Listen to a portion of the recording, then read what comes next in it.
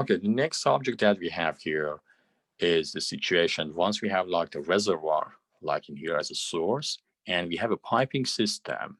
And for example, we're just going to show the piping system like a bending.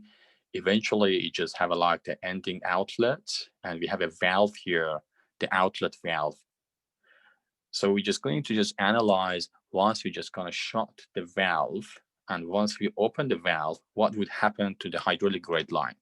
From now on, you're just going to see the hydraulic grade line is something very important, because once you just open the tap, once you feel about the pressure, is called hydraulic grade line.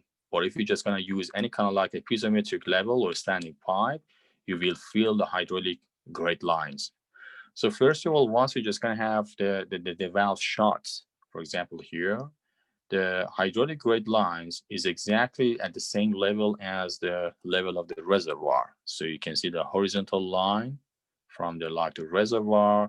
If we have like a lot of like the bends or like a lot of like the obstacles, like the elbow, like the bending, whatever, we just have the same like the level of the water pressure. And and we can say once the valve is shut, the hydraulic grade lines at the outlet point is exactly the same as the hydraulic grade lines water level at the service reservoir. So that is like the hydraulic grade line, that level. However, once we just open the valve, because of like the dynamic situations or the fluid dynamics, we will lose some sort of like the energy as a like the energy head loss, and we have a drop, and we have the hydraulic gradients here. And you can see here the hydraulic grade lines drop from the original like the static situation or static head to this kind of like the dynamic head. So this called like the dynamic head at that point, but the original ones, once the pipe is shot, we had the static head, hydraulic head.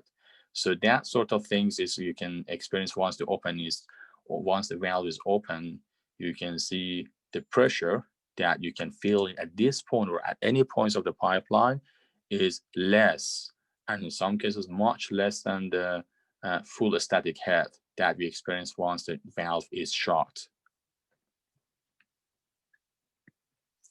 So with that introduction, let's just move on to two circumstances that we're just going to just analyze based on the Bernoulli's equation knowledge that we have already. So imagine that we have the discharge through like a reservoir.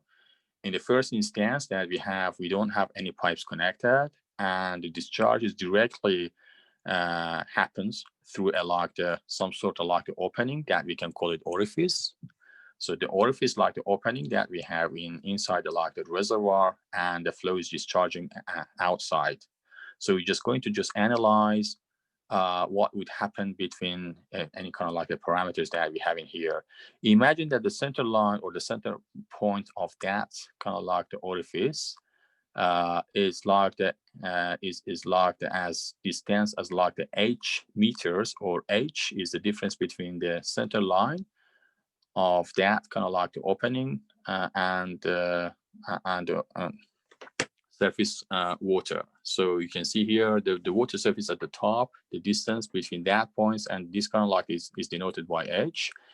And if we want to choose like a 2 points, any 2 points that we can just use the Bernoulli's equation to calculate all the like the parameters here. We know that like the Bernoulli's equation between any 2 points A and B is just written like that one. So intentionally and smartly, we're just going to choose the point A as the water surface here. Once you're just going to choose here, because the reservoir is very big, the fluctuations and the drop of the water level is negligible compared to the amount of the water discharging here. So we can say like the velocity of A, or the velocity of the drop at point A is 0.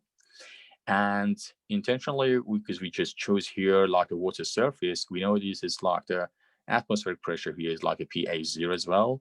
And the atmospheric pressure outside, exactly outside here, we have like atmospheric pressure. The pressure here is like a 0 as well, because it's subject to the atmospheric pressure.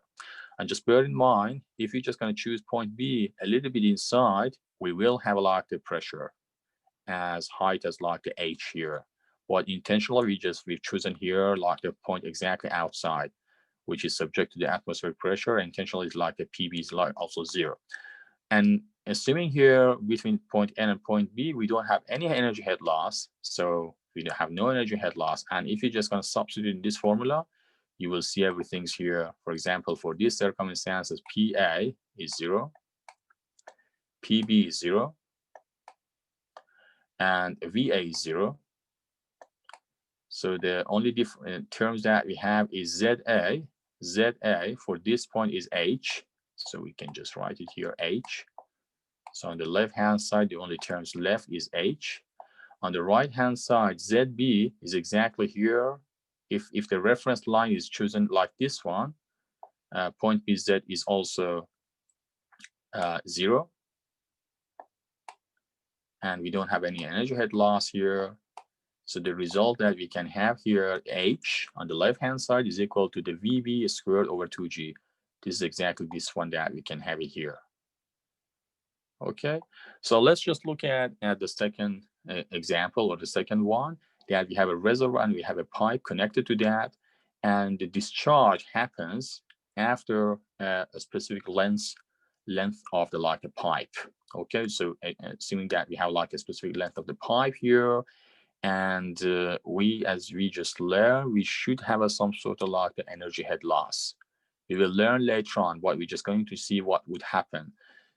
Similarly, we're just going to choose intentionally the point A as a water surface of the reservoir, and point B exactly outside the pipe, that the water or the flow freely discharge in the atmosphere. So again, like the P and PB, and the same like the approach and the same like the logic are equal to 0 here. VA, the same like the analysis, is also 0, is a water surface at the reservoir. And if we're just going to consider the reference line exactly and crossing at point B, ZB is also 0 as well. So if we're just going to put again in the top formula here, the only term that we don't have it, so we have like an energy head loss here. So we have, and the elevation here is not actually Z, it's not H. So we just have it like that as a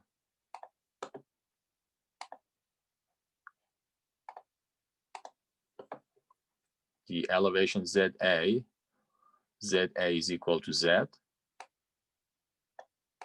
On the left-hand side, VA squared over 2G is 0, PA, pressure is 0, on the right-hand side, PB is 0, and we have the VB squared over 2G and ZB is 0. So the result is Z on the left-hand side is equal to energy head losses on the right-hand side plus VB squared over 2G. So this is the answer for once we have like a pipeline. So how we can calculate the energy head losses here? So this is something that we're just gonna discuss and analyze in the next slide.